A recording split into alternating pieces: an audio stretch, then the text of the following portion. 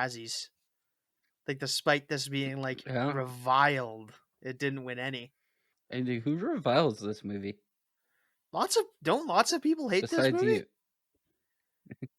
Yeah, I don't think they do.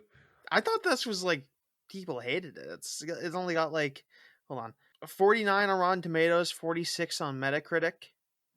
I guess it's got 85% of Google users like it. Just gonna try to lower that as spite. 49 out of 142% on Rotten Tomatoes. So, I mean, Yeah. it's hitting that like 50-50 Yeah. mark. I don't know if that's Yes. good or not. 6.2 on my IMDb. And it won Best Makeup at the Academy Awards. Yeah, this is this is Academy Award-winning film, How the Grinch Stole Christmas, directed by Ron Howard and starring Jim Carrey. But it was nominated at the Golden Raspberries. Yeah, it was nominated twice, and it received 3 Stinkers nominations. But it also won 2 Saturn Awards. Yeah, for Best Music and Best Makeup, which I can't. And Kids' Choice condone. Awards. Yeah, that doesn't mean anything. MTV Movie Awards. Jim Carrey won Best Villain for MTV Villain Awards. He's not even the villain of this movie. Yeah, but was he? Who is?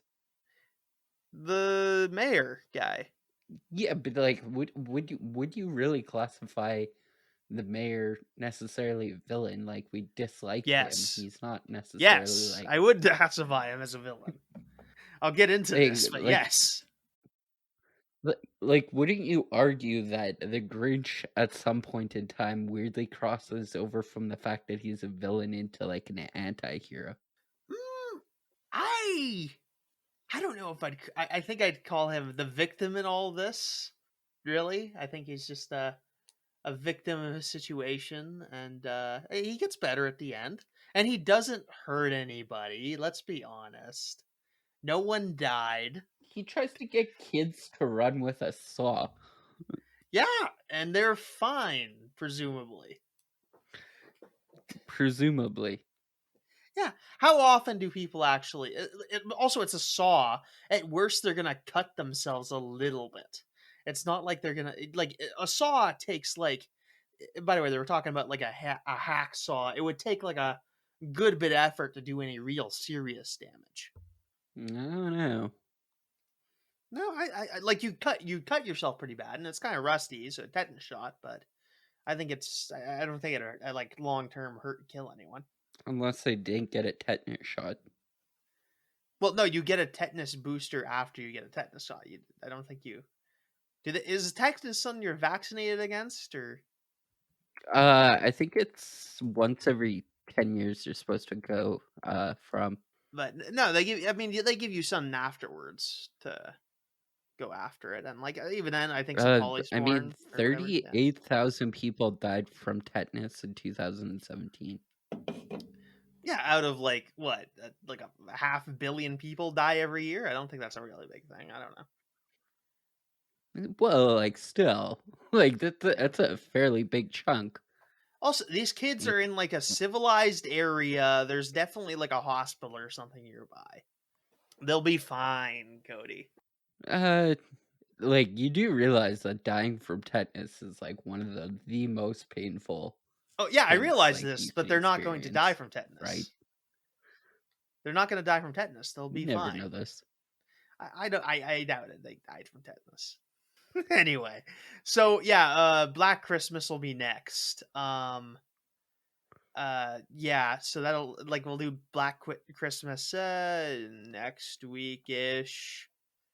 It'll probably be out before Christmas. Yeah, so we're doing How the Grinch Stole Christmas. I wanted to do Nutcracker Fantasy, but Cody was like, "No, I want to review How the Grinch Stole Christmas 2000 edition, starring Jim Carrey." But I was like, no. Let's look at. If I were to tell you, out of anybody listening to this podcast currently, who here besides you can raise their hands and say they've heard of the movie A Nutcracker Christmas? This is a cult. I'll wait. Everything. Are we supposed to be doing things based on how many people have heard of them? is what's his face? Like, is this not a cult cinema movie? I mean, I guess, but you just said everyone liked it. It didn't bomb, is what I meant to say that by that. Oh, Ron Howard also directed. Ron Howard's actually like apparently a good director. Eh. He did Apollo 13. Oh, Which is he supposed to be a directed good movie. Solo. He helped. He was one of the guys that directed Solo. They had, I think he did the redirecting of it, or like the reshoots, because the original directors got fired. Mm-hmm. Yeah, he did Apollo 13, which is an okay movie. He's been around. He's done like a good wide variety of films. I think he actually does a good job with this. Like like you can definitely tell the difference between this and Cat in the Hat, where like Cat in the Hat's a really sloppily made film, where this is like this has production value if nothing else. But I also think that it has, well, did they not do like a 2000, like an earlier did they not do an early animated version of the Cat in the Hat? Yeah, Or there did is that all one. come It's just not. afterwards? There is an earlier Cat in the Hat animated version that's it's just not excessively popular.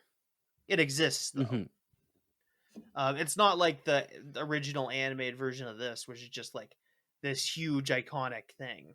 But yeah, so we're reviewing this instead of the Japanese puppet movie that has Christopher Lee playing the villain in the English dub. But so yeah, we're doing this. I like how you say that like it was supposed to be a positive thing. It is. It's a puppet movie starring Christopher Lee, Cody. What about that's not great? It's Christopher Lee. It's not. It's not though. It is. It's got nutcrackers. It's It's got an Christopher Lee. It's English everything I want. dubbed version of Christopher Lee. It's a puppet movie. It doesn't matter whether or not what dub it's in. It's not gonna like the Japanese dub is like so much more superior. It's not like there's fancy lip movements in it that are constantly out of tune like an anime. Arguably dubs before subs, but here's the thing. Christopher Lee, good enough. But like I feel like Christopher Lee voice acting is completely different than like Christopher Lee actually starring in a movie. He does a good job. He's a good actor. Also, with that being said, they already had somebody fucking voice him, and then they're like, "Well, we need to import this to English. Like, let's go down our list of people that can come in." And they're like, "Oh yeah, Christopher Lee."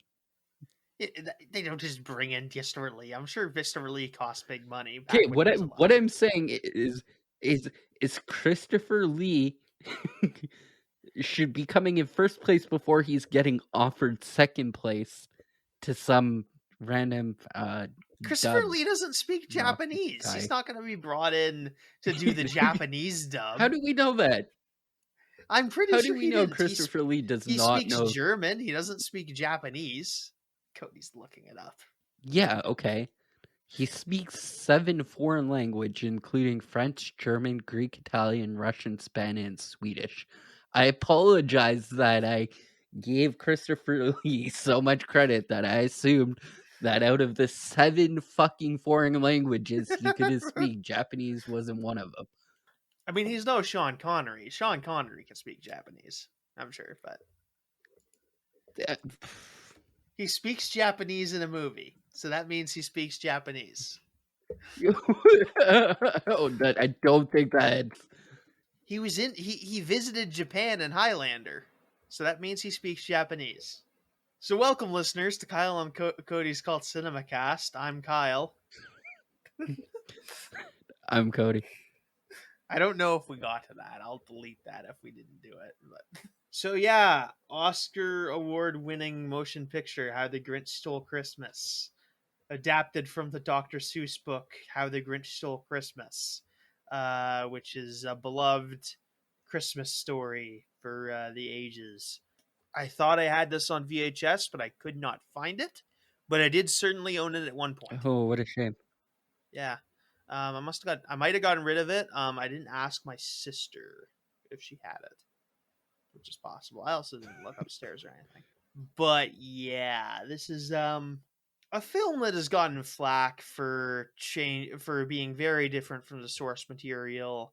I think it takes a very different approach to yeah, it depends on what you're looking for. I think it maybe stands on its own as a movie that is separate from the original. A lot of the plot of the movie is essentially the last half of the movie is the plot of the book, more or less. The front half of this movie is all original stuff. The character Cindy Lou Who was barely in the original source material, but they've since expanded it for catharsis. But yeah, this is a film. I think so. Yeah, the film opens. I'll just get into it because I don't want to. I don't have a lot to say. That was the adaptation stuff, but yeah, start. We open the film by revealing that this entire story takes place inside a snowflake, and Whoville, the place where the Grinch Who Stole Christmas takes place, is like a town within this snowflake. It's kind of a neat effect, actually. I don't find the visual, like even the CGI effects, I don't think are terribly bad. They're used in such a way that it hides the quality. I actually have way more questions for this at this point in time. Oh yeah, because of go this ahead. opening. Sure, right, Dad. Okay, like so in this book or in the movie they start like quoting the mayor and Cindy Lou Who eventually get into this weird thing where they're like reading a book out loud, which is basically, it seems like they're getting into like a scripture fight. Yeah, the Who on Bible. Whether or not like, yeah, the Who Bible. Was it called the Who Bible, or it was called like the Book of proclaiming Whoville. this? It was called like the Book of Okay. Whoville or something like that. But I think Who Bible's a funner word for it, so we'll call it the Who Bible. And like, so, like, I don't know. Do you think like this snowflake thing has a god, and when it melts, is the apocalypse gonna happen? Also, what is the timing on this? Like, as the snowflake falls, how much time do you think is passing? Is it like 2,000 years? Well, like, what's the shelf life on Whoville? okay, so here's a possibility that's not terribly depressing. Maybe the town of Whoville is like mounted upon the atom of water, or the molecule of water, and it's frozen at this time of year. But when the atom of water becomes water, it just means that their summers are just water world, essentially, and like I think that's really way more depressing. And then it freezes, and then they float up, and then essentially they're an airship for certain of the time. It's just a radically different I'd like atmosphere. I'd like to watch that movie rather than this movie. I don't know. Yeah, no, it's we only see like 3 days. This seems to take place on like the 23rd to the 25th. I believe so. Anyway, maybe it's a little longer.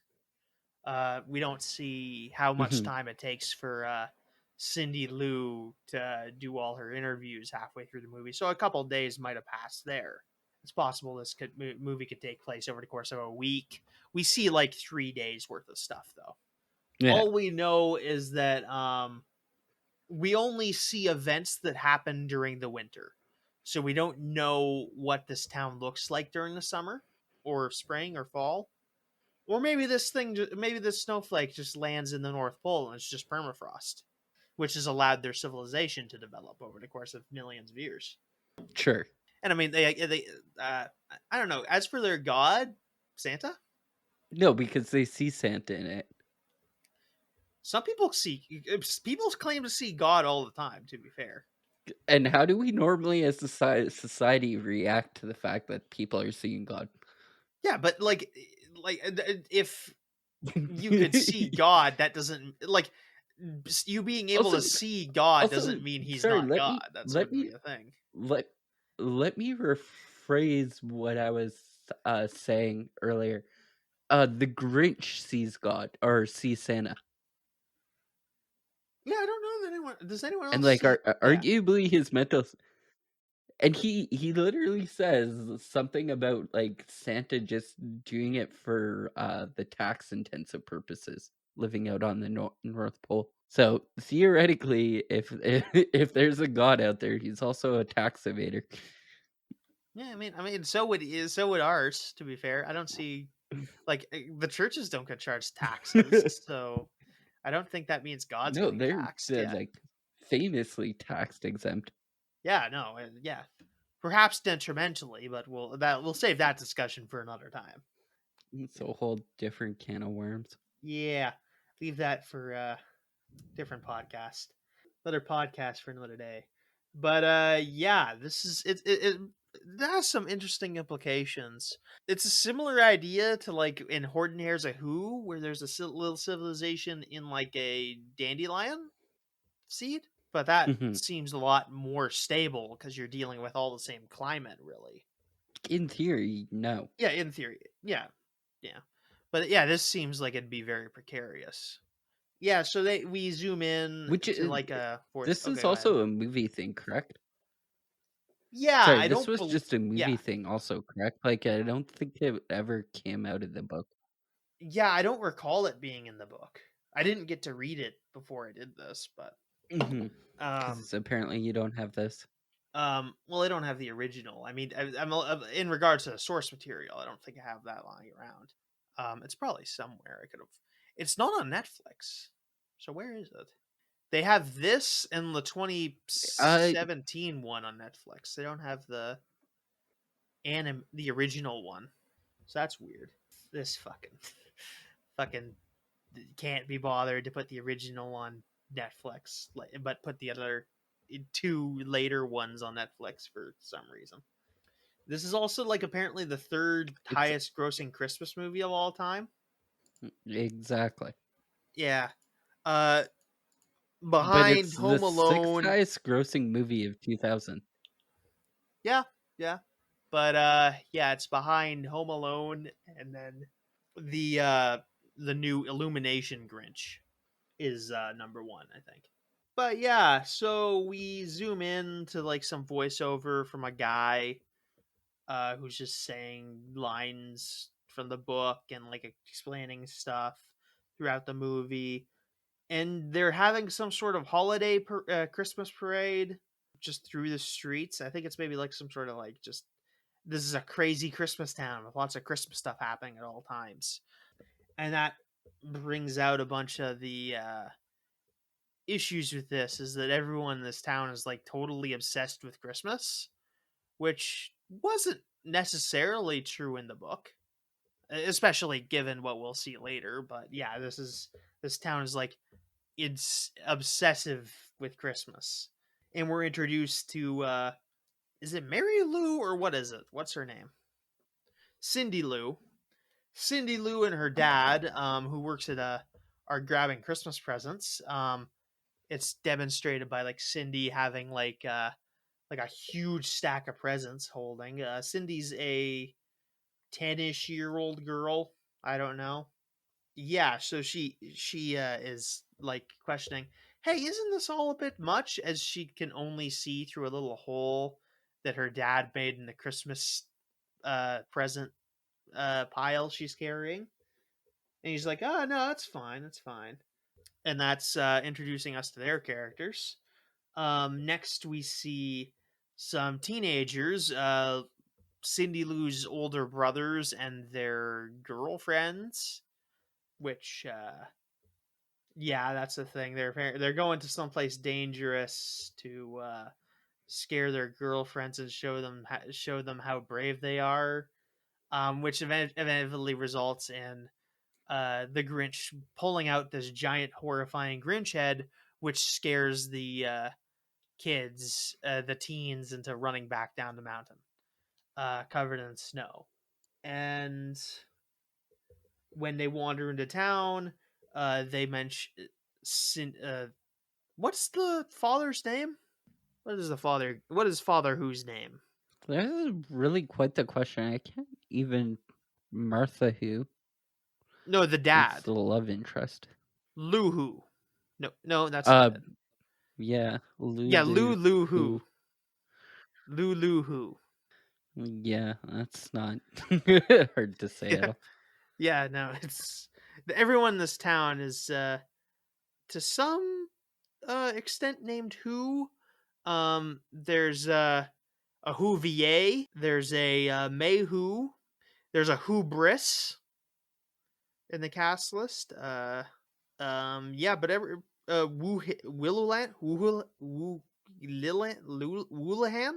Woolahan, I think is who we're looking at. So at one point in time they were trying. They showed it like a close up on the one of the post office's walls, and I thought they were trying to slip something past somebody who wasn't paying as good enough attention to what these said. And then I got into it and actually looked into it, and it was really bland and boring. Like, it's all Who names. I thought maybe they'd just like pause, like if you paused it, there might have been one for like adults who are observant enough, but there wasn't. Yeah, I don't know. What would be another good one? What do we think? I don't know. Uh, It's kind of like Bahumid? That's probably not a good joke, but no, and there's not a whole lot you could have done with it. yeah, it's not a big, great jokes, but yeah. So the teens wander back into town, and mention that they got scared by the Grinch to their dad, which gets the mayor's attention.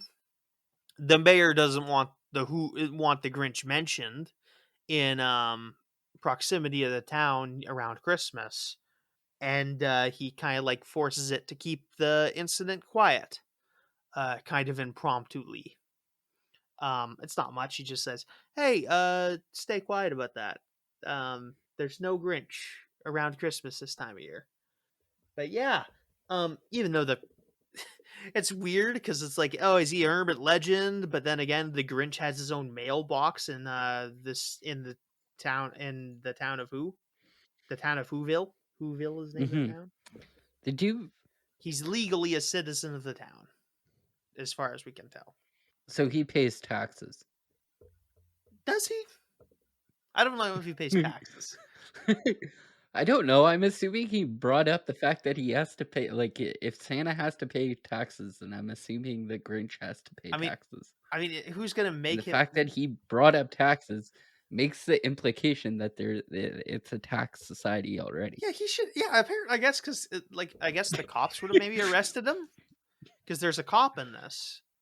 I don't know. Yeah, I don't know. What's the implication? Like, I don't know. Would he get arrested for doing that? I don't know. We'll see. There's trials in this society. Yeah. Yeah. Like the kid. Yeah. So I mean, arguably though, like, it doesn't have the same implication as like the Goofy movie bringing up the electric chair, implying that there's like an actual whatchamacallit, like death sentence for whatever. But like this, like what's a crime in whose society at this point in time?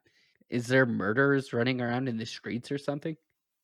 I don't know. It just seems or weird. Maybe the cop has pepper spray. Apparently, the cop does have pepper spray. Yeah. Yeah. Maybe they just have an annual purge, and then there's no longer any crime. Maybe they purge all the people that don't celebrate Christmas. But again, that doesn't make sense because they haven't gone after the Grinch. Because that seems like he'd be the prime target. He's the big anti-Christmas guy in the series, so I guess they just run them out of town. Maybe they can't find him.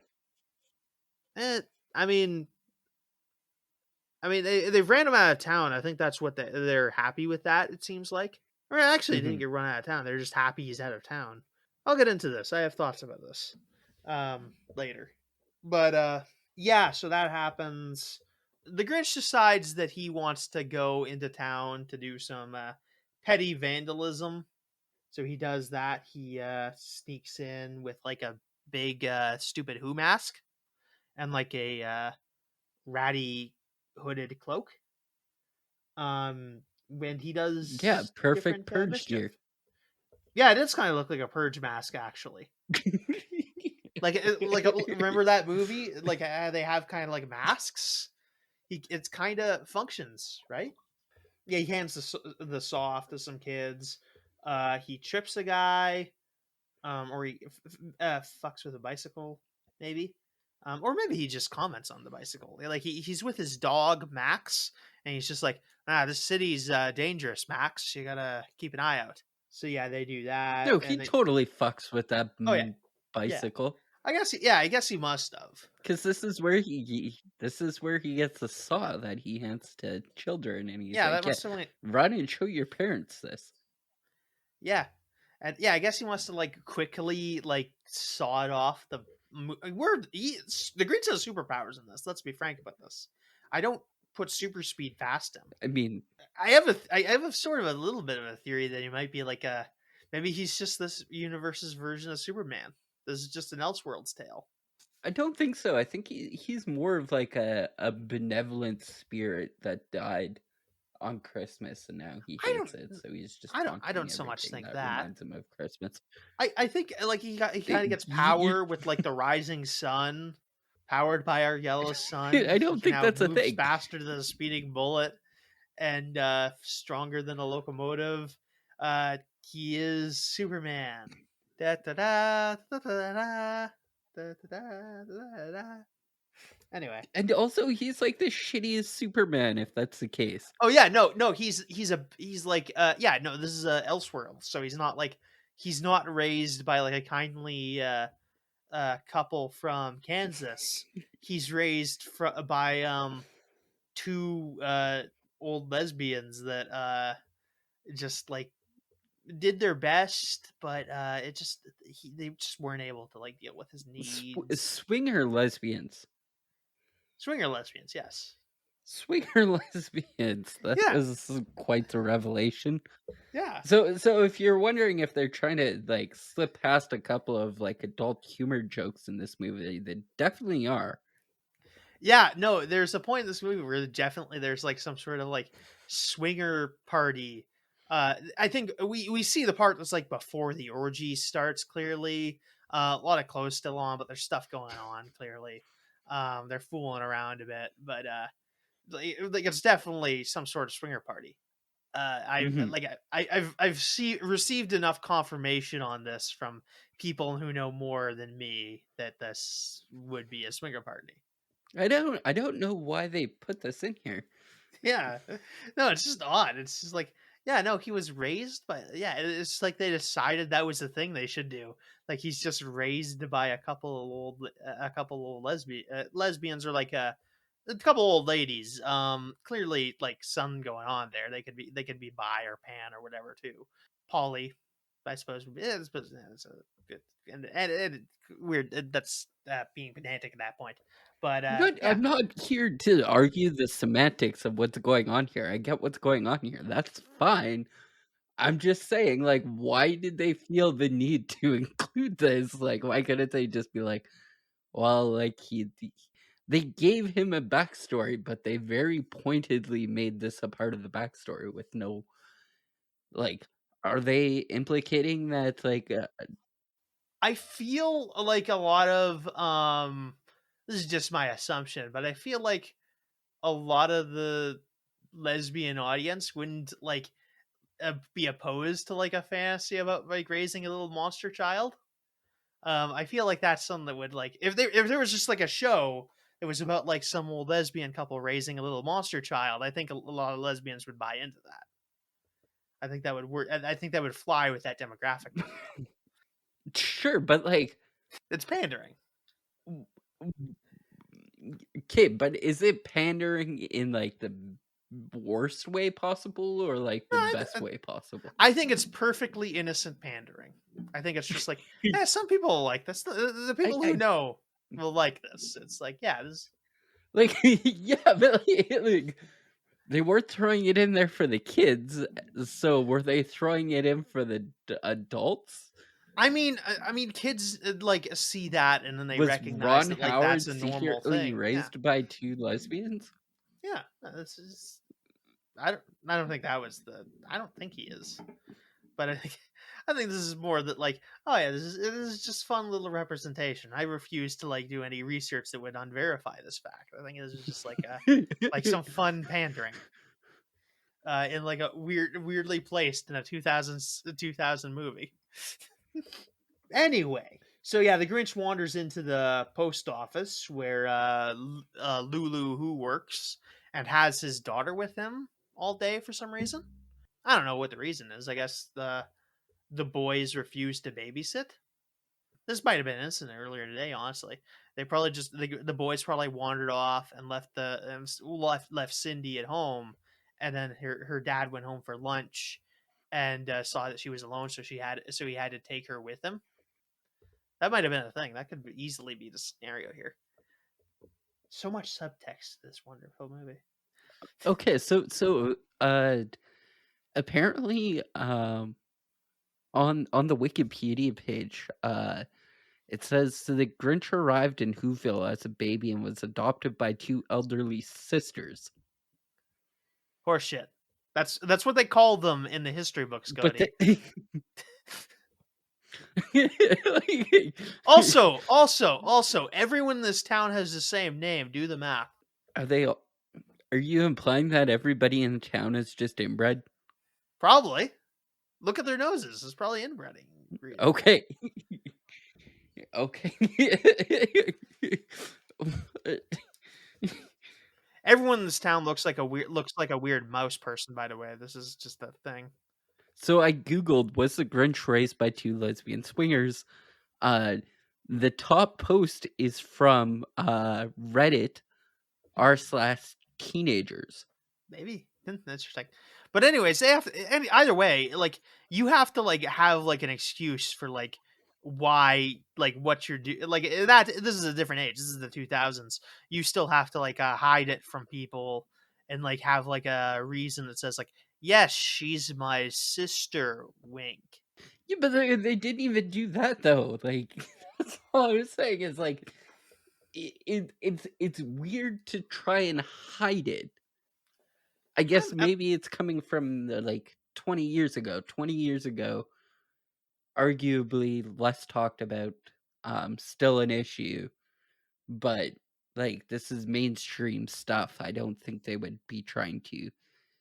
Yeah, we'll move on because that's the thing. We're just accepting the headcanon anyway, I think. So the Grinch wanders to the post office.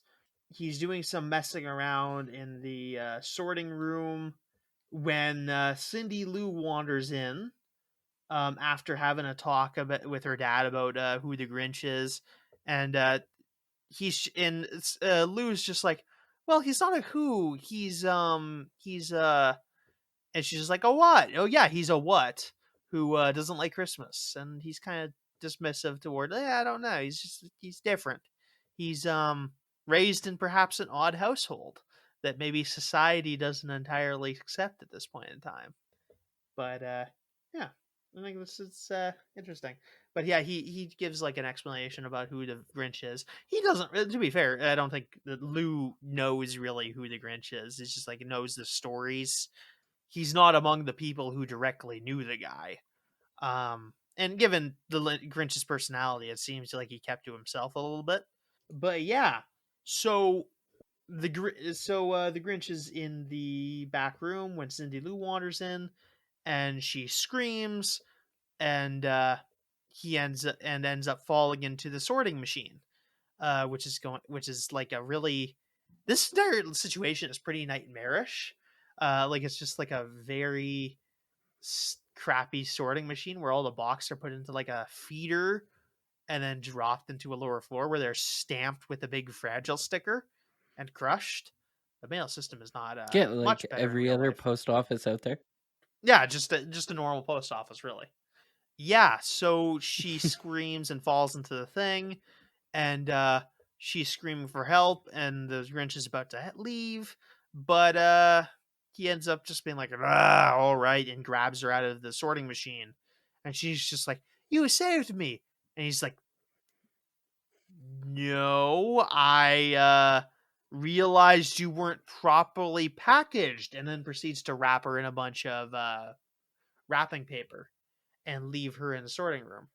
Uh, and then he leaves, in the meantime, tossing a bunch of envelopes into the post office slots, also switching a bunch of packages around. And he's like puts like a bunch of blackmail and jury duty and eviction notices in the mail just to mess with people, presumably all faked. I think that's a pretty serious crime, actually. But yeah, so Lou finds her, and she doesn't say anything because she's just like, he won't believe me.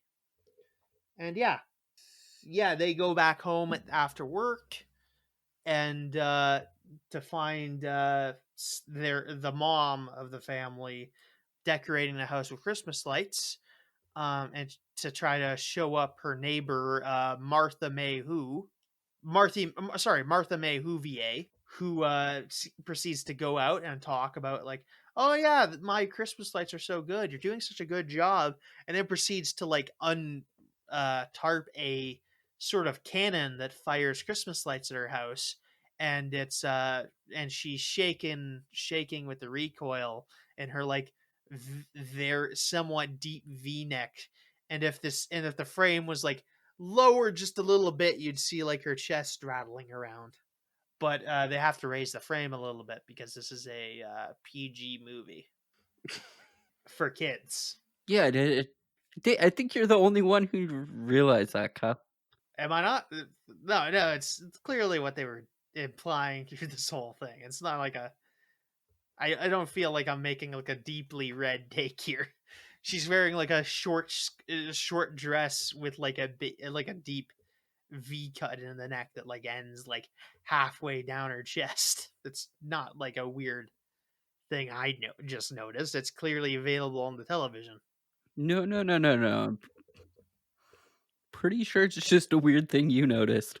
No, it's not. Don't fucking lie to me. Don't fucking act like you're the fucking high horse here. I am going to ride this high horse straight into town. So yeah, that happens.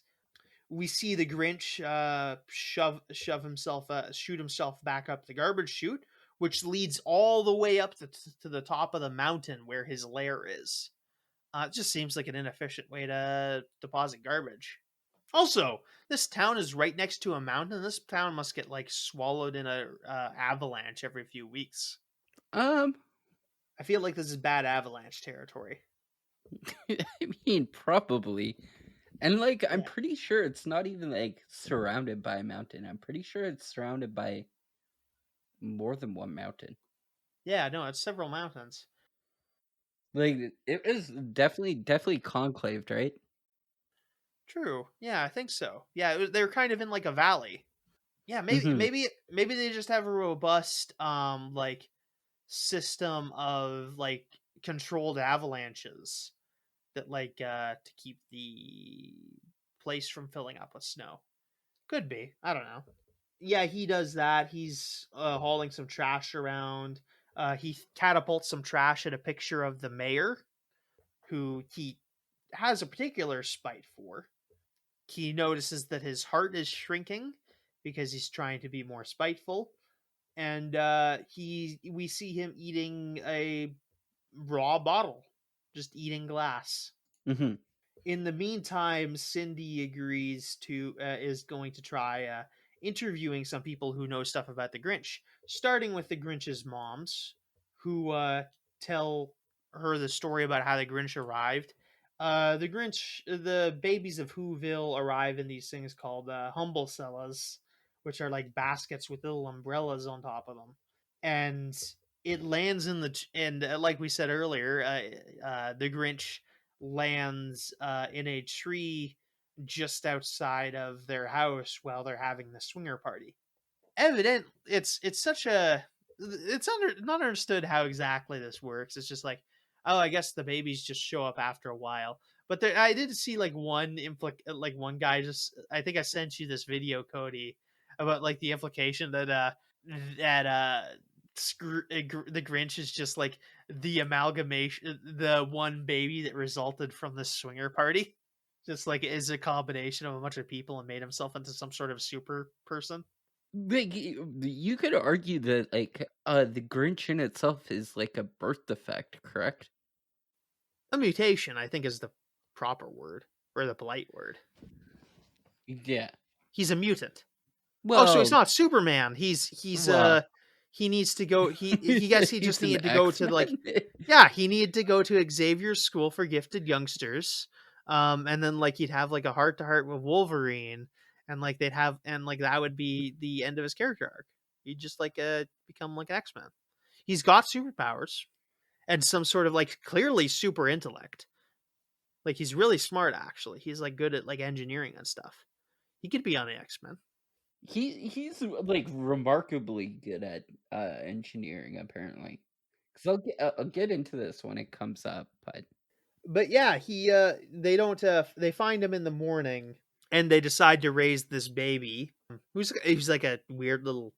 It's actually an interesting little puppet that they've used, and eventually just put the same Grinch makeup on like a child actor. And he goes on and Cindy goes on to interview two of the Grinch's classmates in school, the mayor and Martha May Huvier, and they tell their whole story, and they tell a story about when the Grinch left town.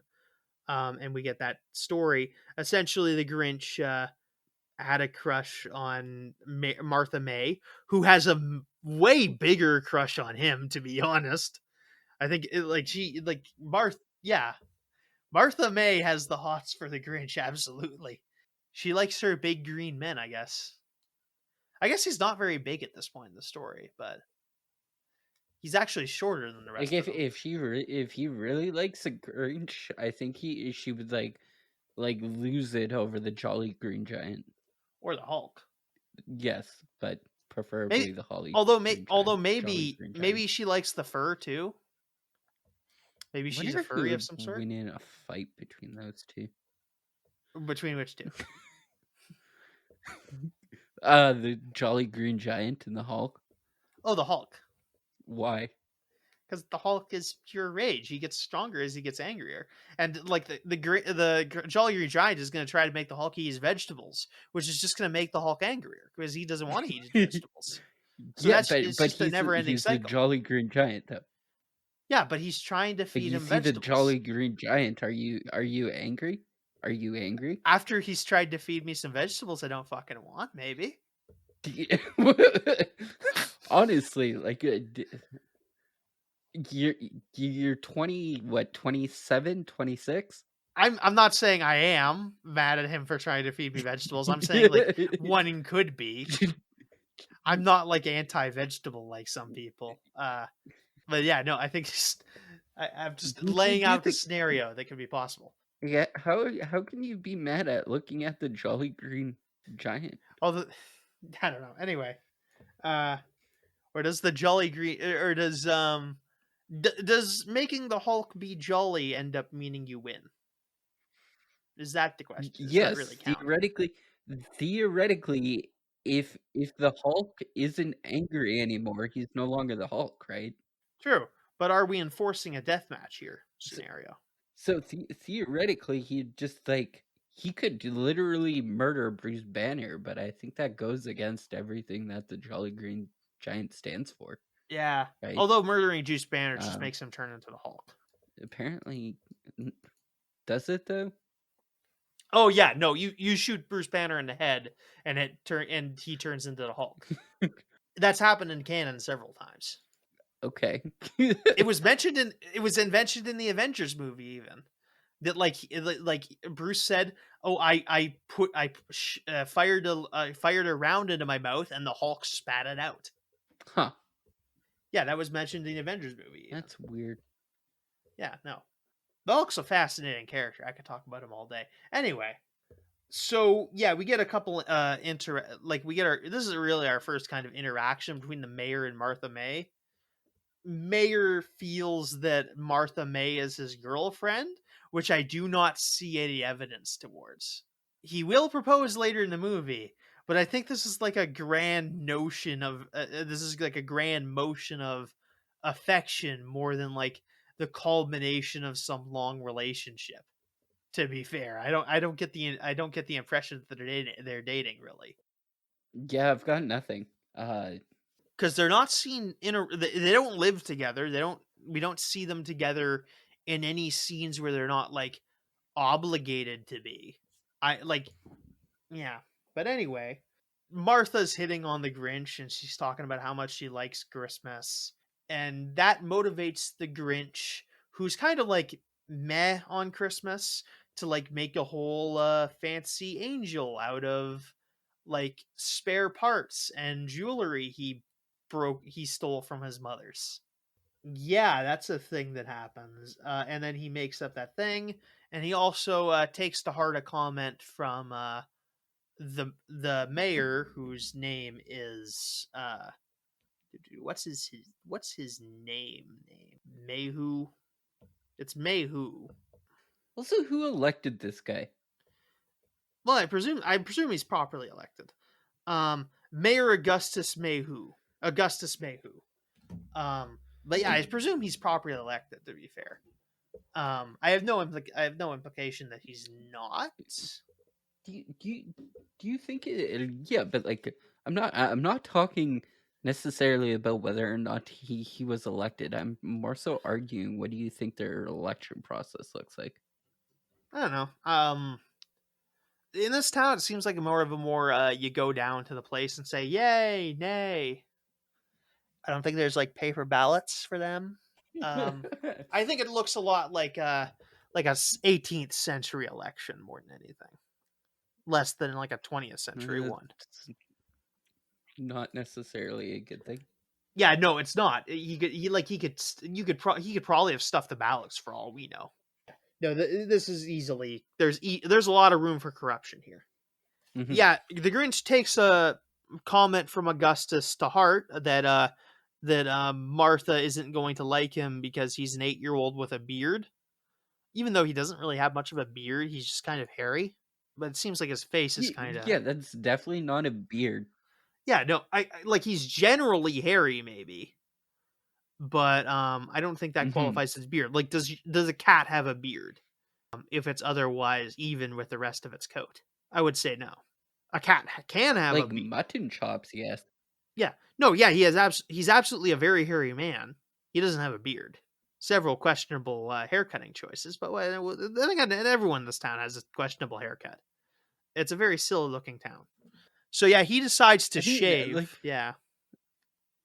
Go ahead. That's all I'm saying is a guy who literally has like the dumbest haircut I've ever seen. Yeah. Is like really riding a high horse on what's an acceptable like hairstyle. Yeah, no, and she seems. I think this is more a jealousy thing because she seems like this is actually weird because normally in this thing, like the girl wouldn't notice the main character, but like Martha's like clearly like has like a big crush on the Grinch. Like that is clearly a thing here. Which is refreshing actually. Like the plot I mentioned where like the girl doesn't notice him is like so played out. Like it's nice seeing like it done a different way. So yeah, he tries to shave to impress her, doesn't end up working. He shows up at school the next day with a bag on his head, and the teacher just makes him like expose his face in front of the class, which is probably bad teaching. I don't know that there's a good way to go about this. I don't think this is the good way to go about this, though. I don't think this is the best way to do it. But yeah, he takes off the paper bag. He's got like little paper towel stuck to his face to like stem bleeding, because he did a bad job shaving because he's 10. He's a small child. He doesn't know how to shave yet, and he ends up destroying the Christmas decorations in the classroom because everyone starts laughing at him. And he's like been made a fool of because he chose to engage with Christmas stuff. And he just says, "I hate Christmas," and then wanders out to the mountains to become a mountain man. Presumably at some point adopting a dog he finds. And yeah, using his ingenuity to make like, sort of a evil lair.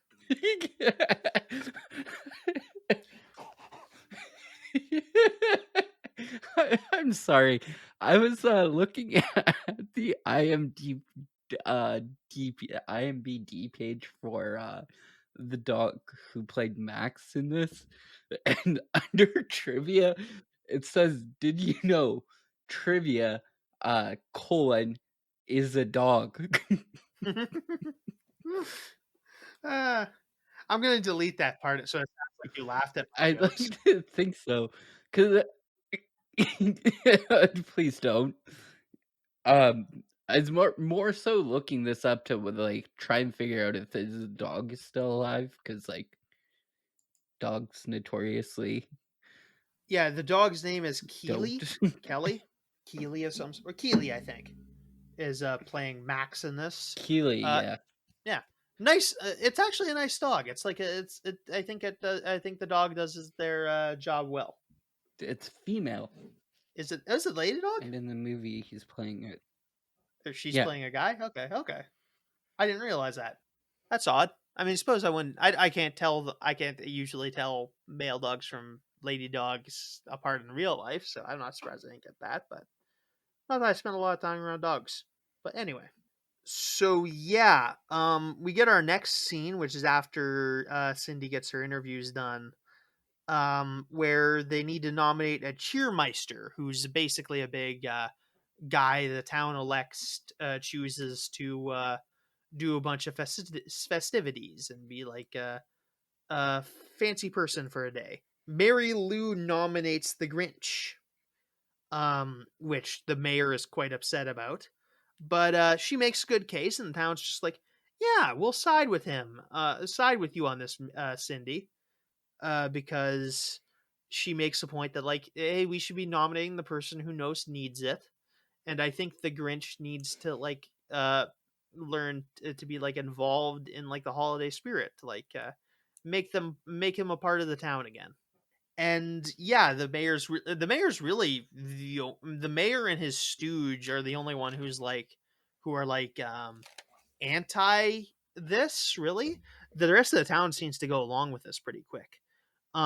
Even in which he does allow this to go forward because he doesn't think the Grinch will come. Also, like, he tries looking up rules that would disqualify him, but can't, because the mayor is trying to other this person to exploit him for political gain, to create a political enemy to make him look good.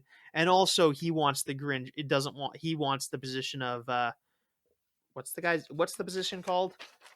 Cheermeister. He wants the position of cheermeister for himself so that he can revel in revel in the celebration.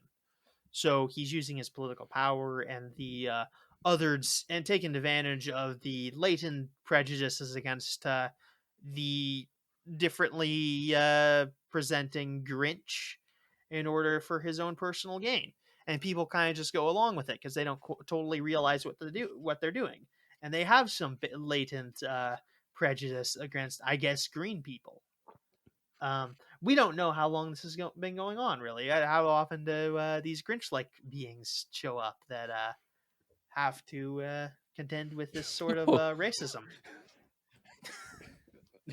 That's it. I said it. The mayor's a racist. The mayor's a Grinch racist.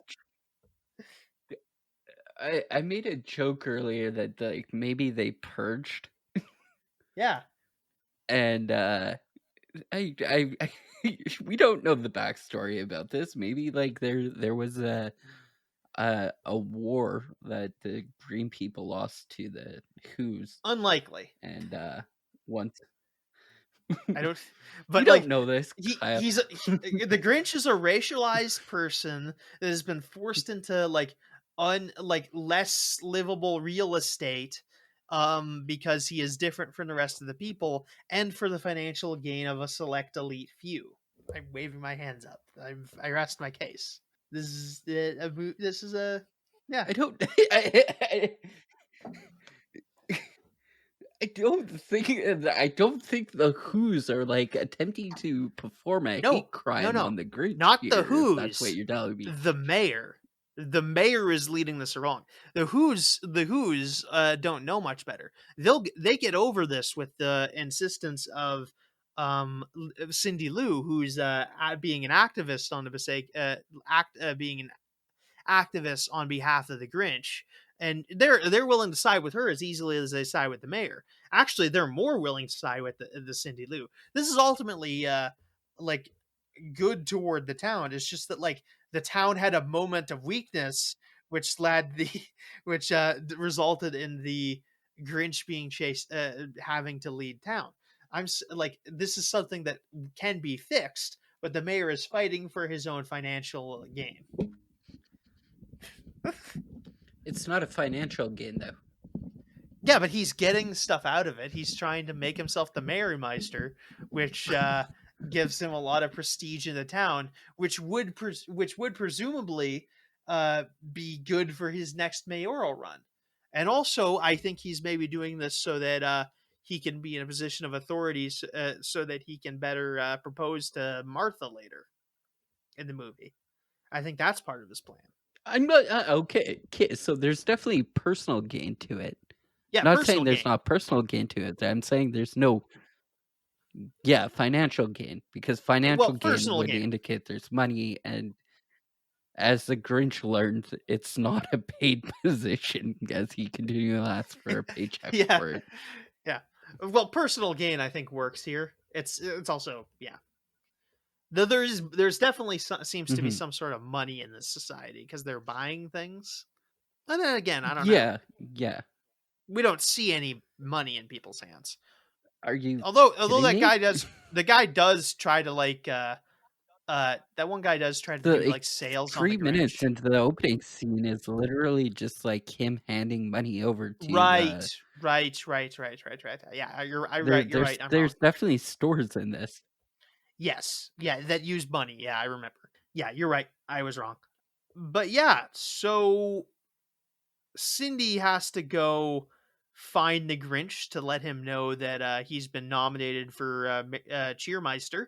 In the meantime, there's a lot of festivities going around, which the Grinch can fucking hear from his mountain. Granted, this is probably echoing off the garbage pipes, so that's probably part of the reasons here. But still, that's a lot of noise, and he's like making a lot of noise to like bounce to like drown it out, distracting him so that Cindy can make it to the top of the mountain and like knock on his door and wander in. And he lets her know. He's just like, maybe I'll do it, maybe. And he goes back and forth long after Cindy leaves about whether or not he's gonna go. On one hand, he likes that he's winning against people and other people are losing because he hates the town and is like really angry with them all the time. Like, he just shouts from the mountaintop just about how much he hates them. And he's going back and forth, and he's like, I don't really have anything to wear. So he steals the outfit off some random yodeler who's on the mountain, which is just precious. And he gets some lederhosen. And he's still not going to go. And then Max like opens up a trap door underneath him, which sends him down a garbage chute, which sends him to the town. Late, mind you. He's late for the ceremony. He's just barely. He's like fashionably late. But he arrives and he's elected cheermeister. He also lands squarely in Martha's chest, just like squarely right in there. Just a weird coincidence. He has to do a bunch of. He gets dressed in a sweater by his moms, who reunite with him, who haven't visited him apparently, or maybe he hasn't. Maybe like he refused their visits. There could be a whole thing. There's reasons like they might have seen each other in a while that aren't like, oh, they abandoned him. They don't seem to like dislike him anyway. Really weird. Yeah, they seem to have missed. They seem to be happy to see him anyway. He's surprised they're alive. But yeah, gets put in a Christmas sweater. He has to go in this thing called the cheer chair, which is like a big chair with sticks. I forget what the word for that is. He has to do like a pudding taste test contest. He has to lead a conga line, and he wins a sack race, which eventually results in him having fun. And he's really happy until like they go to give him they do the final end of the ceremony where someone has to give where the mayor gives the cheermeister a present, and he gives him a razor like he suggested all those years ago, which gives the Grinch a haunting look on his face. And then the mayor proceeds to try to make this all about him by proposing to Martha in front of everyone, offering her a new car and everything, seemingly to emotionally guilt her into marrying him. She takes the ring with her later. I don't know that she says yes at all. Yeah, and this has sent the Grinch over the edge, and he gives a big rant about how this is all a hollow holiday, and it's all about avarice, and it's all about gifts and whatnot. And he eventually just proceeds to go on a bit of a rampage, taking a piece of mistletoe and telling the town to kiss his ass, and then shaving a big stripe down the center of the mayor's head. He also burns down the Christmas tree. Something Martha Okay, is. Yeah, go ahead. I was just gonna say, like, arguably he should have shaved like the guy's head, which is assault, by the way. I don't think you're allowed to do that. No, yeah, he's not. But like, he burnt down the Christmas tree, which also he burnt it down with liquor. Yeah, no, Did he not? takes he takes like a swig of moonshine and like spits it through a lighter. Like, yeah, like that's got to Yeah. be like how much? I mean, Superman could do it I'm if pretty he sure. were indeed a Superman type character. Not that Superman would like spit a mouthful of liquor at a Christmas tree, but Okay, but that has to be 80 or 90 proof to be able to light on fire. oh, it probably is. It comes out of a little jug with 3 X's on it. It's probably 90 proof.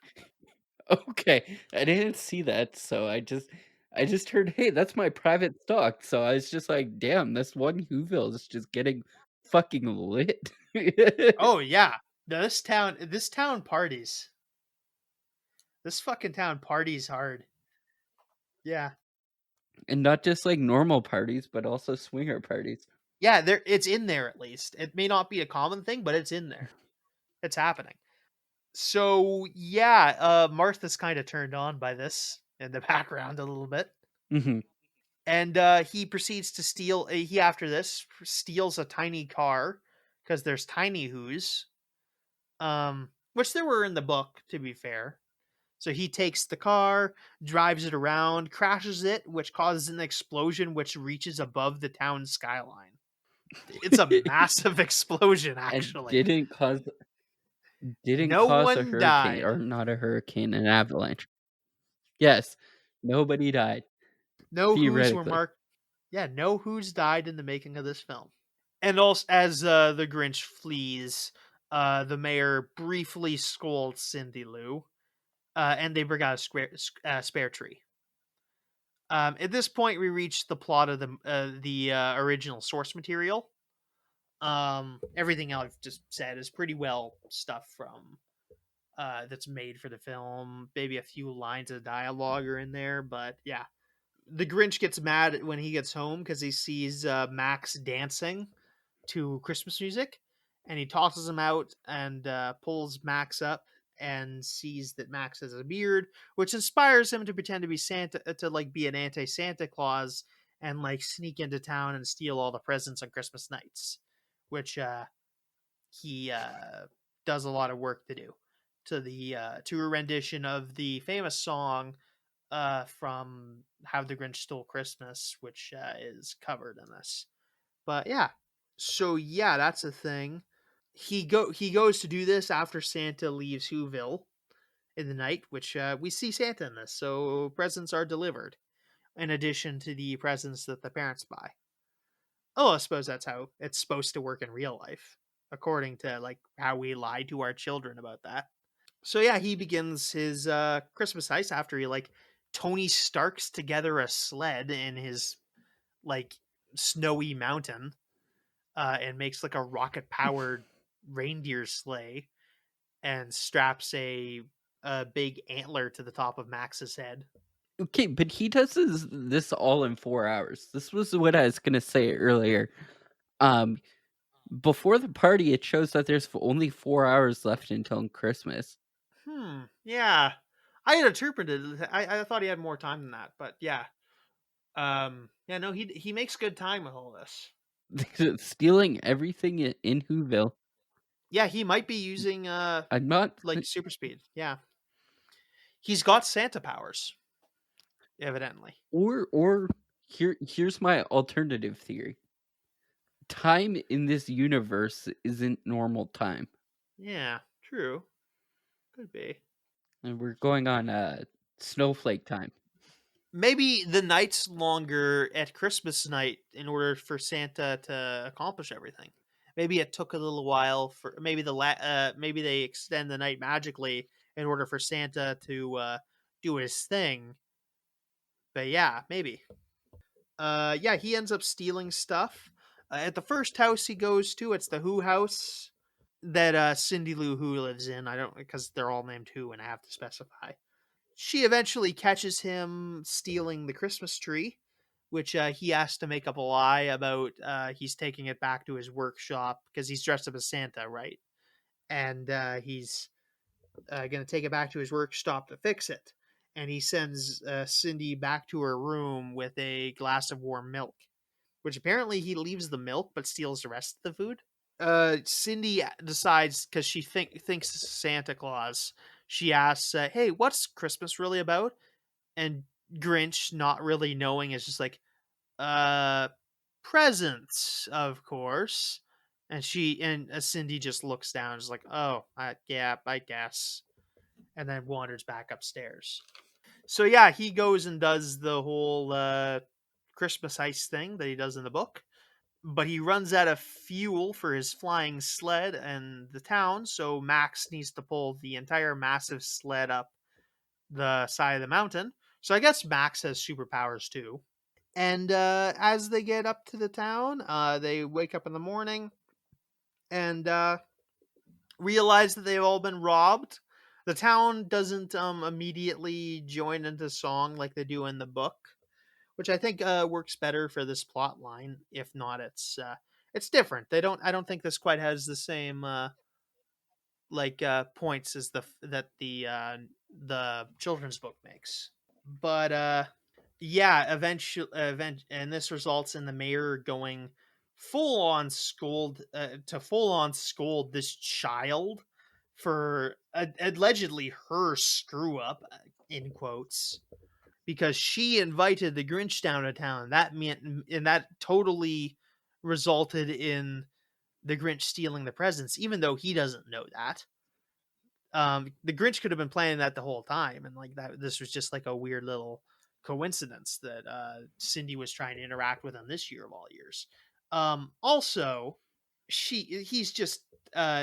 I think this is a classic thing of like a branding, like anyone who's acting on the behalf of a minority as someone who's trying to destroy the status quo, which yeah, he's just trying to he's trying to cancel this small child essentially. And eventually after like he's scolding her for a bit, and Cindy Lou's dad stands up for her and he's just like, I'm glad she did this. Like this, like the holiday is not about presents; it's about family. And she was trying to reach out for someone.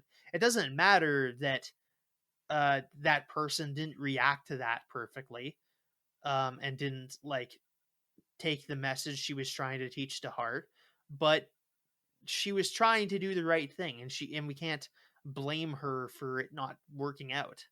And everyone ends up siding with her, siding against the mayor. Because, yeah.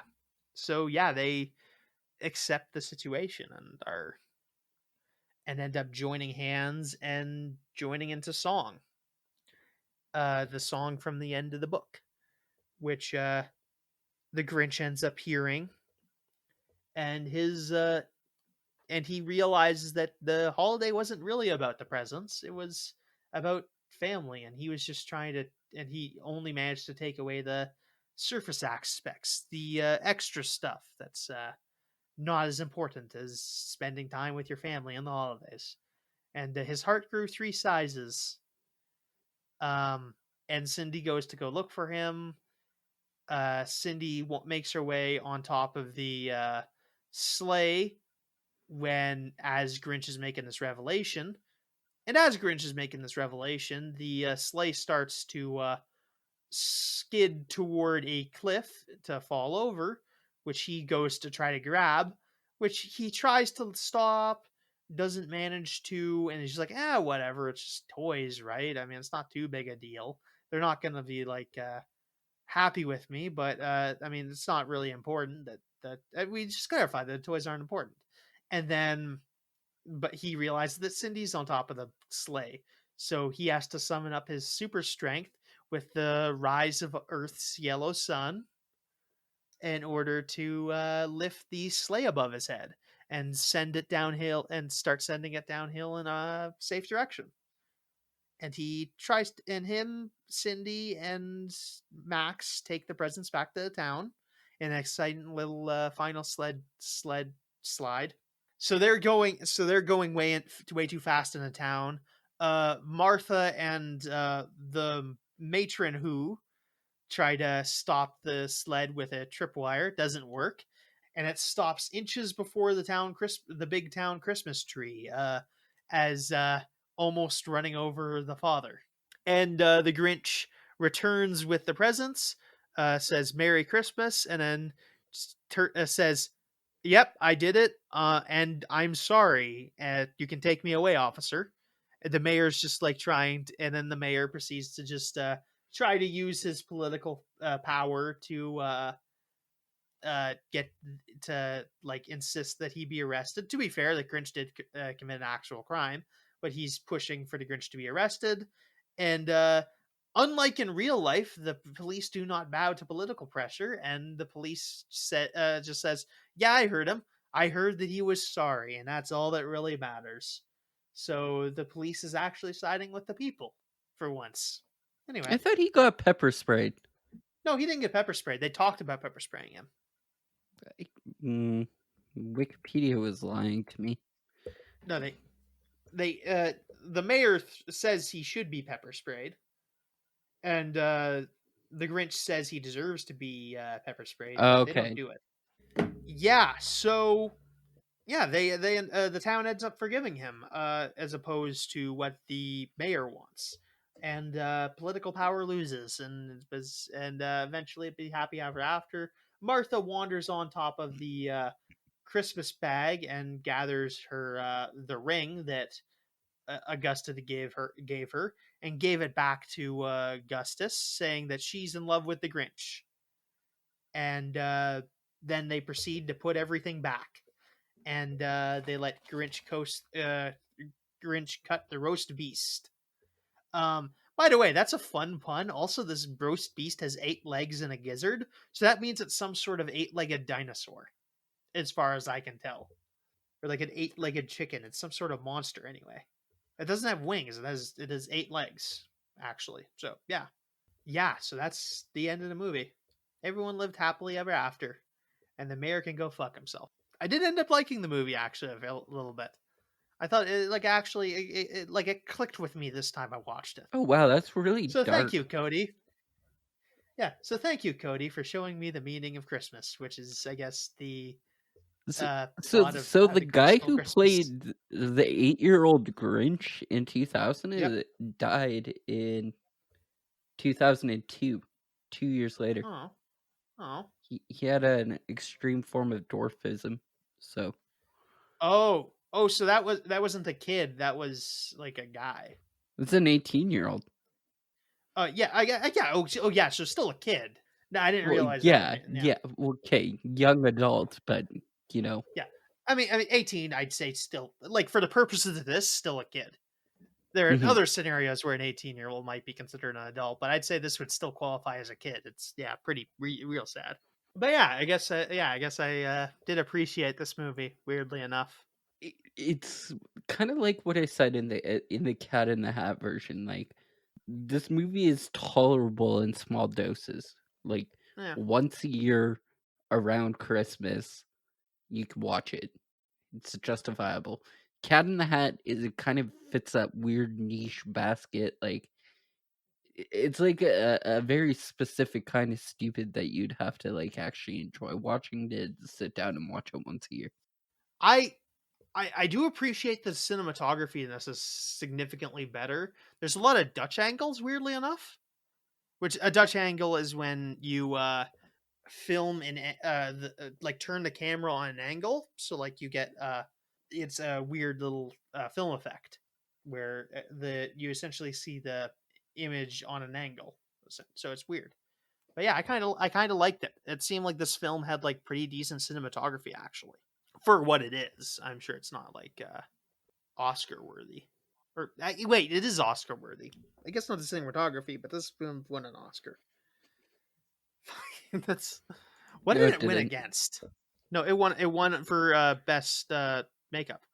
No, it won an Academy Award for best makeup, which is an Oscar. Not an Oscar. An Oscar is the Academy Awards, Cody. Is it? Yeah. Oh wow! We did the whole thing. Yeah. I thought that was two very separate things. No, they call them the Academy Award. Yeah, the Academy Award is where they award the Oscars. Apparently, as a quote-unquote film critic, I'm supposed to know this. I did not know this. Probably. We did like a thing about Oscar-winning movies. I'm just gonna go to the year 2000 and figure out what this beat. It was of 3 nominees. It beat The Cell and Shadow of the Vampire. Shadow of the Vampire, starring John Malkovich and Willem Dafoe, a 2000 metafiction horror film directed by Eli V. Maurice. It's a fictionalized account. Oh, it's just about making. It's about making Nosferatu. Yeah. Okay. I totally watch a vampire movie with Willem Dafoe and John Malkovich. A proper vampire movie, I mean.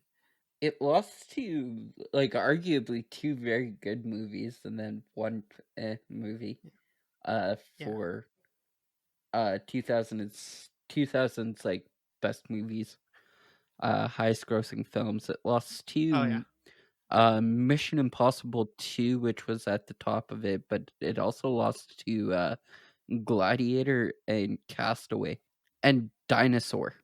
Oh, Dinosaur is a good movie. I like Dinosaur. Yeah, I don't remember this movie.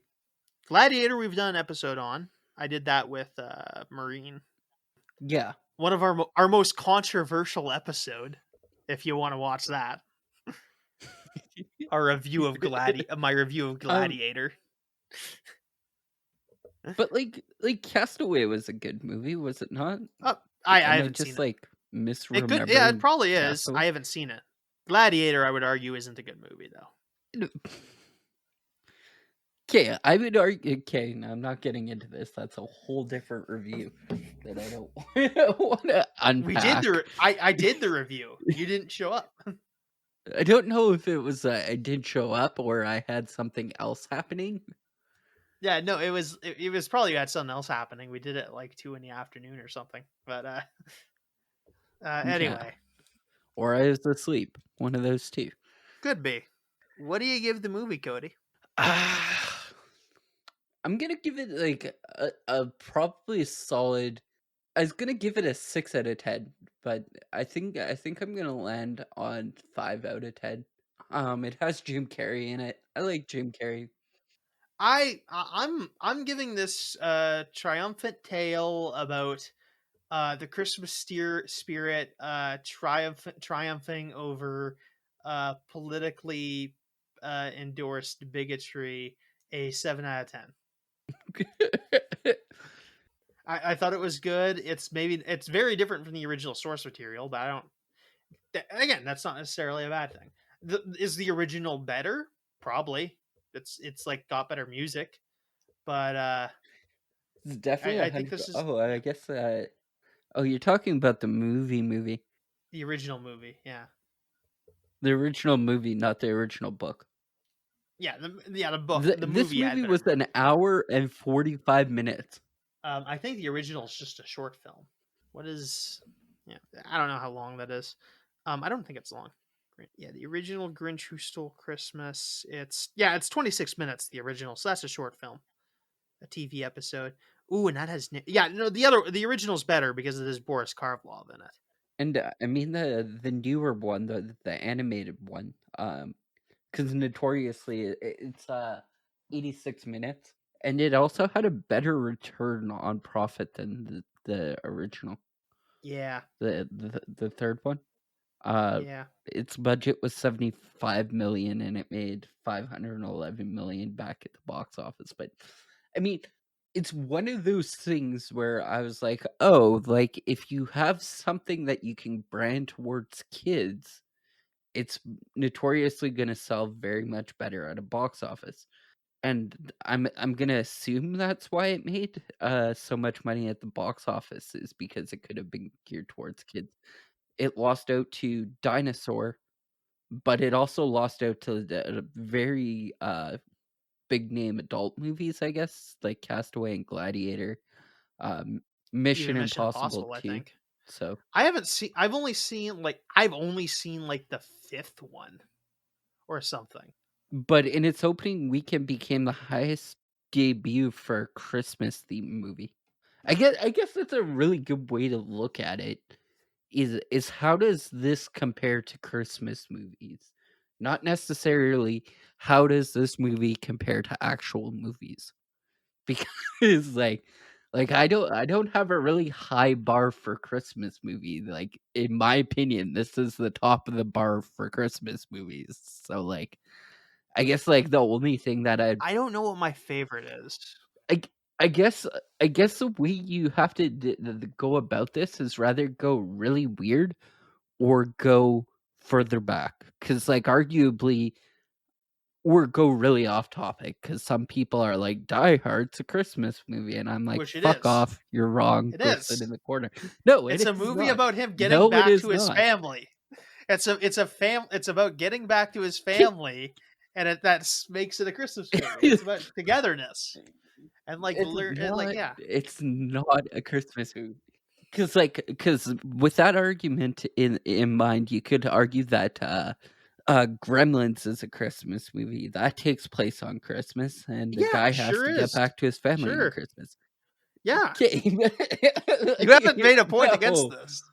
Okay. Harry Potter arguably wants to get back to his family, and it has multiple scenes doesn't. of Christmas in it. Does that make it a Christmas movie? He explicitly Yes, does not want to go back to his family. He stays with like the but he wants to Weasleys go back after to like his 3 parents. years. His parents are dead. He wants to go back to his parents. Yeah, but he can't. Exactly. Is that a Christmas movie? Well, the movie takes place over the course of the whole year, and the movie ends in the the end of the second semester usually. So it's like a part of it takes place during Christmas, But I would also like to point out that in the first movie, like Christmas was a huge part of it. The second movie, Christmas was a huge part of it. In all of the books, Christmas is kind of a weird, huge part of it compared to like other movies that aren't. Yeah, but we don't get. Yeah, but it's only like a part of the book. It's not like the whole book. Anyways, as I was saying about this earlier, like you rather have to go really old, like Jingle All the Way, arguably a very good Christmas movie. Home Alone, great Christmas movie. The other one, Santa Claus 1.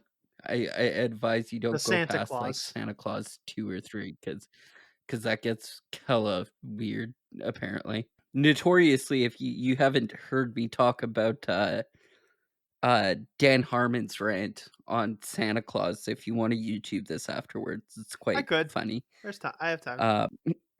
Like, I don't think there's been anything, like, remotely in the last, like, 20 to 30 years, like, 21 years, I guess. I'll put the bar exactly when this movie came out. I don't think anything has came out in the last 21 years that even rivals this as a Christmas movie, in my Yeah. opinion. Like especially like the last like 6 years, it's like they were doing Star Wars for Christmas was a big thing. So, I guess the last big Christmas movie I saw was the Disney Nutcracker movie, which I liked. But I don't know if I'd call it my favorite. Mhm. I don't even know if I'd call this one my favorite if we're being argumentative. I don't. Yeah, I I'd don't even have probably one. put something like Yeah, Home Alone a little higher. I can't even name one. I don't even have. I don't think I have like a firm favorite. Yeah. Like, I don't know. I don't. Yeah, I don't know. There's always more people. Other people watch movies about this. I usually just watch a movie. I think. Mhm. Uh, like my sister likes to watch A Crazy Nights, but that's a Hanukkah movie. Like that's her favorite. Yeah, and, like, my family likes to, like, if we're not gonna do one movie. If we're gonna do movies over Christmas, it's like we're gonna, like, marathon, like, The Hobbit and then, like, Lord of the Rings, or, like, marathon, Star Wars or Yeah, something that's all like right. that. We're never just, like, although my Episode 5 mom has might Christmas. have some Yeah, episode 5 What? starts in a snow planet, so that might be a sort of Christmassy. It you make weird annotations to, like, for somebody who lives in, Canada, you make weird connections between snow and Christmas. Yeah, I do because I live in a place that actually it snows at Christmas sometimes. Yes, but, like, also it snows on Halloween, and you don't make Also, that yes, connection, you make the I connection with could snow and Christmas. like Like they don't like make they don't make wintry Halloween movies. I'm sorry. I probably would if it was like they were Nightmare making a Before hollow. Christmas? Yeah, true. That's one.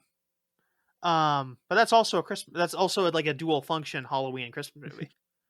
Like that's both. I don't think I've ever Like seen it it. like if you had me direct a movie that it was like, oh, make like something that's like your childhood Halloween, I'd have probably snow on Halloween.